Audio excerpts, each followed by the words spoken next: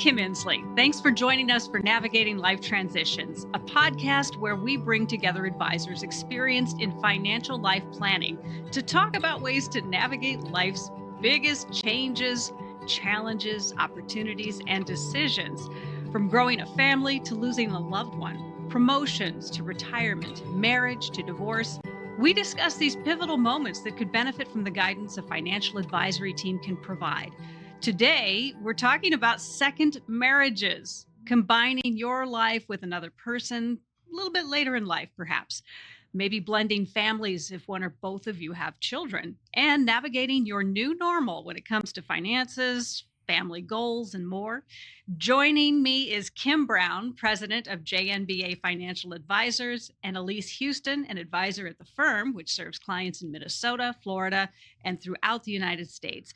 JNBA has helped people prepare for and navigate this transition. We also have with us today Jane Sikora, an estate attorney that often partners with the team at JNBA. Yeah, we're excited to have Jane here. Thanks for joining. Thank you so much for having me. Well, we've got a great team here today. I'm excited about this conversation. Elise, I'm going to start with you. So you do have a lot of clients who are coming along at this exciting point in their life. Remarriage is a big deal. Yeah, it is. And it is exciting. And, at JNBA, we know that, as we've talked about in these other podcasts, life is a series of transitions. Maybe not all the ones that we've talked about are considered necessarily exciting, but this one really is. It's an exciting time in someone's life.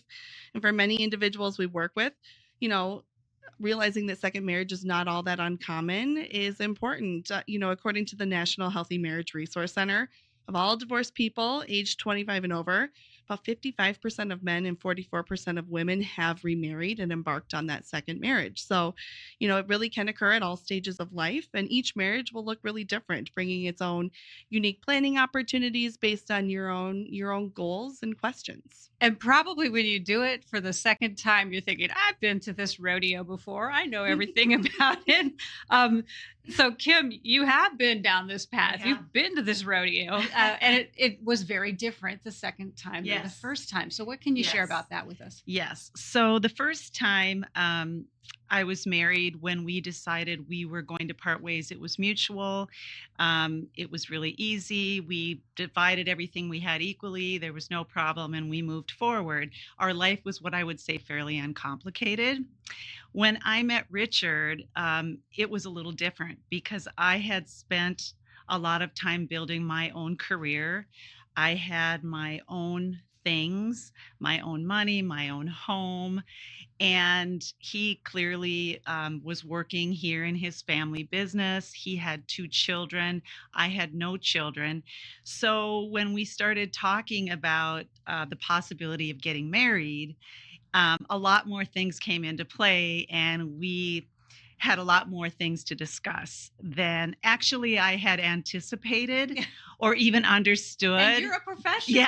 Yes, or even understood. But, through that process, I gained an entirely new perspective on what it takes to build a great second marriage and to put things in place so that it all works out and everybody's in a really good place when it starts. That's a great perspective. And there are a lot of things, Elise. It's not super simple. Yeah. And I think to Kim's point, starting off by just really understanding each other's perspectives, right? You're entering this second marriage with history, prior experiences, not only from maybe your childhood growing up, what you witnessed from your parents' relationship over the years, but now you yourself have had a marriage as well. And you've likely learned things about yourself, what worked, what you would have done differently that you're now bringing to this second marriage. So creating time to talk about that, your new family values, what are those going to be as you embark on this together? You're each bringing your own value set to the conversation. And then how that impacts money and finances is certainly important. And so some of the common topics that we hope to discuss with our clients when they're embarking on this journey is really understanding, is their goal or hope to combine finances as a couple once they get married, or are they hoping to keep things separate? Do they want to keep their portfolio separate, manage money separately, and that's just more comfortable for them at this stage? Is if there were children from a prior marriage, are you still paying any child support? And how might that impact your family's cash flow now versus to your future, and, planning around that change? Did one of the spouses maybe have assets that got depleted in a prior marriage compared to the other? And there can be a lot of emotion and complexity around what each other is bringing into the marriage and your feelings of contribution. So really hearing each other and understanding how that can play a role in the relationship would be important. And then as too, along the same lines of just having children from a prior marriage, you know, are you in agreement on how you want to plan for and support those children while they're minors, but also when they're adults? You know, are you hoping to pay for education, be it private education or college? Sure. You know, when they're older, are you wanting to help them with a home down payment? Or if they're in a pinch, do you want to finance that? You might not be on the same page. So understanding that it all has implications into your finances and can be important. And then, of course, based on all that complexity or what gets discussed, does it make sense to explore a prenuptial agreement? Yeah. And Kim, you shared with us earlier that you have a prenup. Jane, the reason you're here is that you are an attorney, and this is something you deal with pretty frequently. I do. And, you know, one of the initial questions that I always get from people that are interested in a prenup, and usually it is in second marriages, is when do they start working on the prenup? And I would say probably as soon as they start discussing marriage, you know, that this shouldn't be something that you wait to do until like a month or two before the wedding date is going to happen. And that's for a whole host of reasons. But I think, you know, number one, just like Elise was saying, I think it's really important to talk through about how our financial is going to be handled, you know, between the couple. And then also making sure that you have an attorney, two attorneys, one for each person, lined up sooner rather than later, which sometimes, you know, depending upon an attorney's schedule, they can't drop everything immediately to work on a prenuptial agreement because you're getting married in a month. So making sure that, you know, these financials are being discussed, that you are getting an attorney sooner rather than later. And then what I always like to share is kind of the general concept of what a prenuptial agreement actually does and what it doesn't do. And so I think in general, what most people understand about a prenuptial agreement is that what you're trying to do is for each party to protect what they are bringing into the marriage, where, you know, each of them is bringing, you know, X, Y, and Z into the marriage. And if the marriage does get dissolved, that they are leaving with what they brought in. And then also talking through, you know, hopefully it's a really great, happy marriage for a very long time. And what might happen upon death during the marriage, and what's going to be provided for a surviving spouse. So all of that can be sorted out in a prenuptial agreement. But the things that can't be done that oftentimes will get asked about is you can't negotiate like child support in advance. So basically anything revolving around minor children, you can't negotiate in advance. That's part of a divorce agreement. Exactly. That comes later. Exactly. Hopefully never at all. Yeah. Hopefully never at all. I mean, and that's what you're doing in a prenup. You're laying out these terms so that both parties understand what could happen. But hopefully, again, they have a really, really nice long marriage, and the prenup is never actually needed to be enforced. Right. I mean, that's the goal. Right. Kim, I loved what you said too about, you know, pointing out you came into a situation where you, as an accomplished professional, had all of this coming in. And then there's a business with Richard, very complicated. It was kind of a no-brainer, especially given your background, that you would want a prenup. But to know that if something should happen, you're not going to lose what you came in with. Right. That was my number one criteria. I was always willing to take what I had to help us build what we dreamed of. But if anything happened, I wanted to be sure that at the very least that what I brought, I left with. What was kind of interesting about our scenario is that Richard has obviously a family business. His mother started this firm 45 years ago this year. I was very respectful of that. And so we sort of had to have a baseline. So in other words, this is our baseline. This is where we're both at today. But I also knew that my heart was all in this business and all in with helping him build it and building like what we had dreamed it could be, because it's very different today than when we met and started working together. So that was a lot of the conversation about our prenup, is like what we build together becomes ours. What we came with is ours. What we build together becomes ours. And, the process, like Jane said, we each had our own attorney. And I totally agree with you, Jane, that the more time you give yourselves, the better, because it's a thoughtful process. I think sometimes people view prenups as being, oh, this is terrible that you're doing a prenup. Well, frankly, for me, it was one of the most learning, freeing experiences, because I realized that, this is my life. This is my future life. And I want to play a role in that. I want to know what it looks like going forward in all aspects. And I want to do it alone with my attorney. And then I want to sit with Richard and talk about it. And I want to just, at the end of the day, when we sign these documents, know that it's done. We agree. It's peaceful. I hope we live happily ever after. But if we don't, we as two adults consented to this prenup. This is what we agree on, and this is what's going to happen if it's over. Right. And I think that's all really good. And good for the children.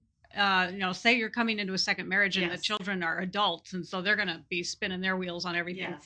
To know that that's taken care of and they don't have to spend their lives worrying about it. Well, yeah, because you can have those discussions, and we did, because we also have two nieces that are part of the equation too as well. And we had those discussions behind closed doors about what was important for each of us, what we agreed upon. And, obviously, children are everything to their parents, and you want to make sure that you're really respectful of that as a spouse coming in without children, because you never know, are those what that dynamic is going to look like. I'm fortunate because we've done a really good job of blending our families. We now have grandchildren, and it's wonderful. But I really felt good and proud of myself to be able to say, yeah, I agree, I want this for your kids too, and no resentment, no regrets. That was a really great experience for me. Yeah. And I think, to that point, I think that, this doesn't have to be a negative or bad process. And I do think that that's the misconception out there in the general world, where they hear like, oh, you have a prenup. Oh, you don't. Oh, exactly. Oh. And if anything, it is just like you said, it's two adults who want to join their lives together, but they want to make it in as clear cut and defined way, and are taking the time to think through it. And so I think one of the things that I can't stress enough is that it is a process to do a prenup. And I say this now, after now having been married myself, I didn't quite understand everything that was going on before you actually had a wedding date. There's a lot of activity. There are a lot of things. And the last thing that you as a bride or a groom want to be dealing with is sorting through when to sign this prenup and work out these details. So I think the sooner that you can get that sorted out, knowing that you might sign it, usually you're going to sign a prenup about 3 to 4 weeks before a wedding date, but you can work out all of the details, well in advance. Yeah. So that way everything's, because there's a lot of other moving pieces that go on with a wedding. Right. As I've since learned. Yeah. And that's all the fun stuff, so you want to have this done and buttoned up and signed not too close to the wedding date, but not too far from it either. So we can't sign it too far in advance of the wedding, because one of the procedural requirements for a prenuptial agreement is that you're also disclosing all of your assets, all of your debts, and you want that to be about current. The current as possible. So if you're signing something 6 months in advance, what your net worth statement might look like 6 months later on the wedding date might look a little bit different. Right. So you need that all to happen relatively close to the wedding date, but not the day before, because then that's where you hear the horror stories about, where people are under duress to sign because they have all these people traveling in for a great wedding. And what are they going to do? They don't want to end it. So they sign an agreement. So that's why you want to have that nice, comfortable, like a month before the wedding, where you have all of this signed, but you can have the discussions for months and months before the wedding. And it's oftentimes interesting, because I know with many of our clients, like I have actually gotten to sit down personally and talk about my experience, because what you said, Jane, is true. There is a bit of a stigma, or can be, around it, but also there can be a real concern, like it's really coming from deep inside, like, why would I do this? From both sides. It can, it's women or men, it's both sides. So that's one of the things that we really help our clients navigate is those conversations. Like, why are you worried about this? What are the concerns that might be stopping you from wanting to do this? Are you looking at the upside or only the downside? You know, those kinds of things. And those are really valuable conversations as clients navigate this next step towards their future together. Yeah. No, absolutely. And one of the things that does come up, and this could be a real drag as you're, trying on your wedding dress and stuff. But in a second marriage too, you're a little closer to the finish line. And by that, I mean the finish line. So estate planning becomes a part of this as well, right, Elise? Yeah, it does. There may be parts of it that you can start to talk about, as Jane mentioned, in the prenuptial agreement, just around kind of if one spouse does pass away early, there is some planning work that can be done through a prenuptial agreement, but a lot of that does occur. Likely even, after you're married, you might be revising your estate documents and revising them every couple of years as your life continues to change. But that's really important. We talk about that in a handful of other podcasts too, just how critical estate planning is and how often it's avoided because it's not a fun conversation, but especially if you have blended family or it is a second marriage, it becomes even more critical just to make sure that you're leaving assets to the people you intended to in the first place. Well, and you were telling us, Jane, too, if you don't have a prenup, that the estate planning is actually more important. And Absolutely. And it changes over time. Absolutely. As we're talking about kids that grow from minors to adults, Yes, it changes. No, absolutely. I mean, first and foremost, as an estate planning attorney, I wouldn't be doing my job if I didn't say everyone needs an estate plan. We agree. Yeah, exactly. Right. But because the law and the way that the statutes work here in Minnesota and elsewhere, if someone, in a blended family died without a will, what the intestate statutes, how they would leave things to a surviving spouse and then maybe children from a previous marriage is probably very, very different than what most people would want to see happen. So I would say, yes, in a blended family, it's even more important that people have a will or a trust in place to make sure that they have this sorted out and that they are providing, for their surviving spouse. Again, second marriages, my husband, this is his second marriage, my first. And I hope that we're together for the rest of our lives together. And I certainly would hope that he would be able to provide for me if he dies first, which I hope doesn't happen. But but we don't want to leave that to the statutes to sort out. We want to make those decisions. Right. So that's why in blended families, it's even more important, and then important to address it, especially as children get older, grandchildren are born. There's all different kinds of things that can be done within an estate plan to make sure that your family and other loved ones are provided for. And I think, oftentimes people think I have time to make these decisions and put off estate planning because it feels like it's so far down the road. Oh, I don't need to. It's probably best to do it now. And then it's just easier to update along the way versus having to create a whole new plan as you get further into life. But we've seen it work out the other way. It is a difficult conversation, especially if you are navigating each other's wishes about leaving money and how we're going to plan for this blended family. That can be complex. And I think out of fear sometimes of hurting someone's feelings or them taking it the wrong way, there's a lot of avoidance in that conversation. And I've worked with clients before who, in fact, had this happen. Somebody died unexpectedly. All the assets were left to the surviving spouse. And now, effectively, the biological children from that first spouse were more or less removed from the estate plan. There's no real plan for them to be inheriting assets or have access to assets today.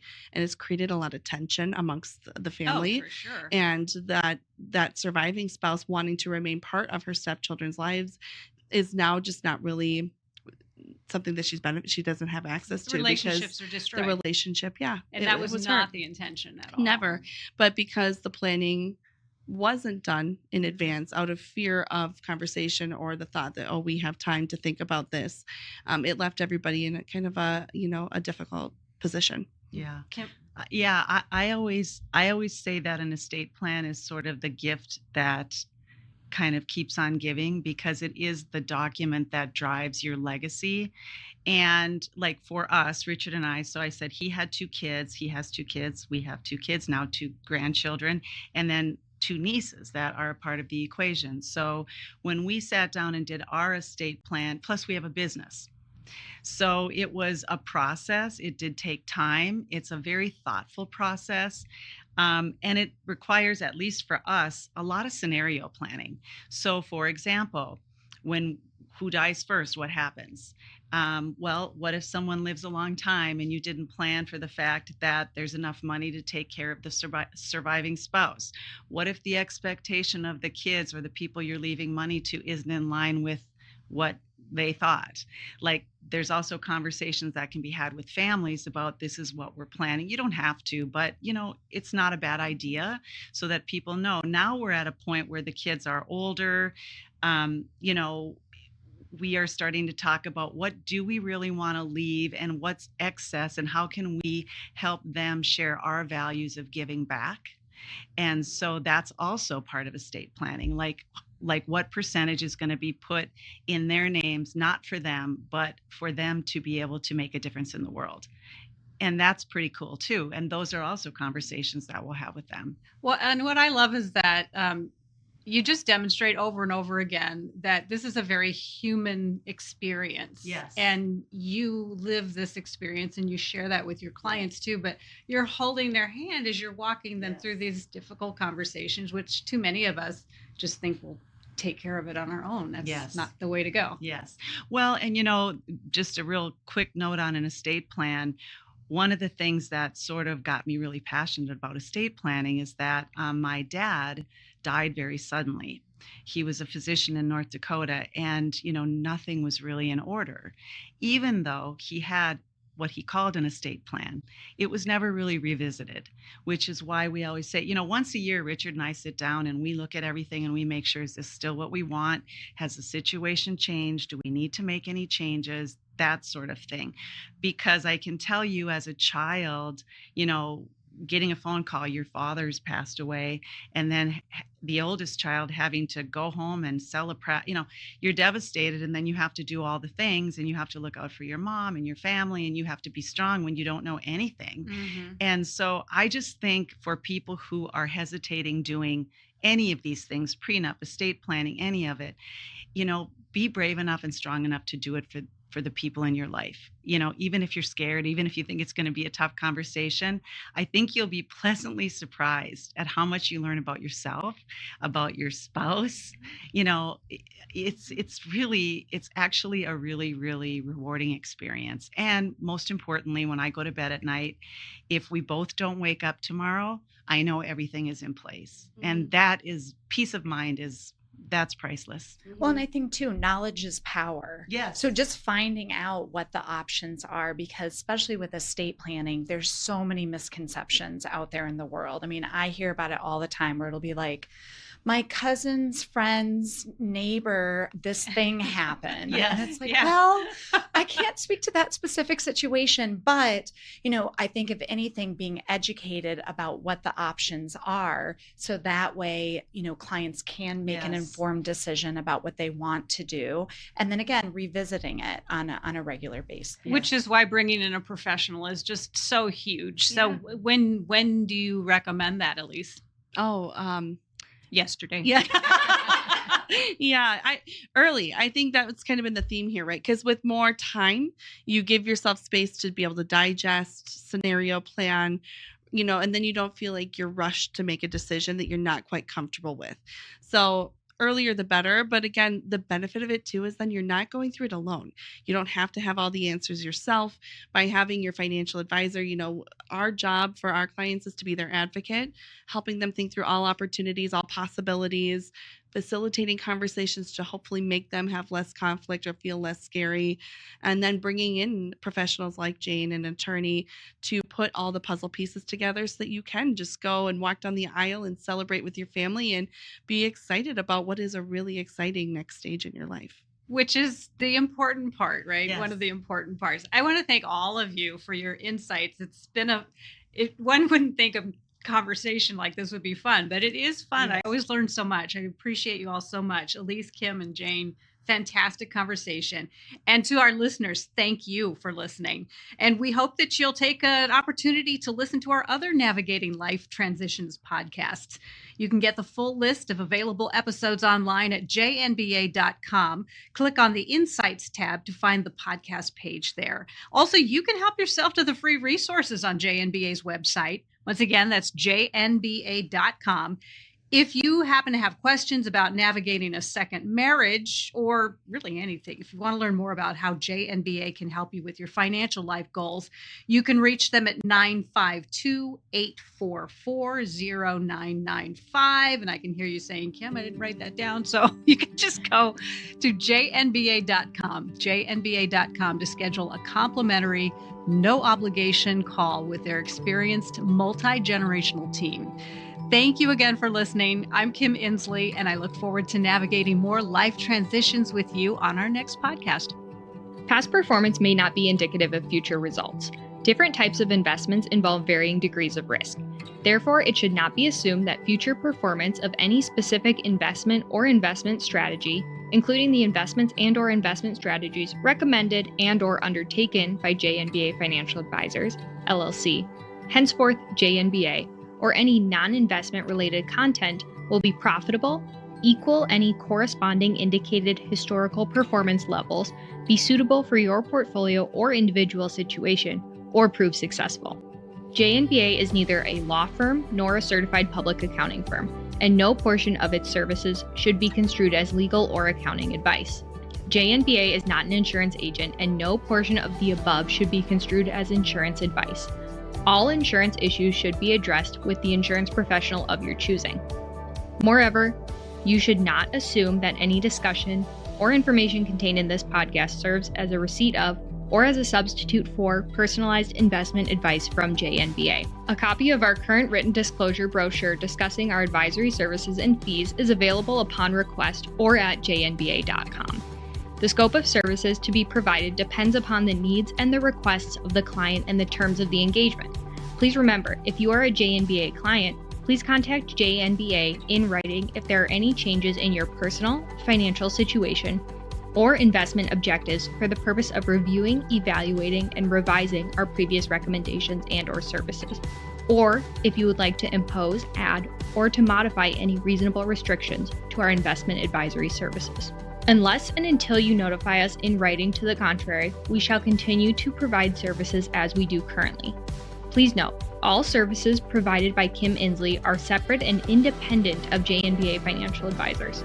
For complete disclosure information, please visit jnba.com/disclosure.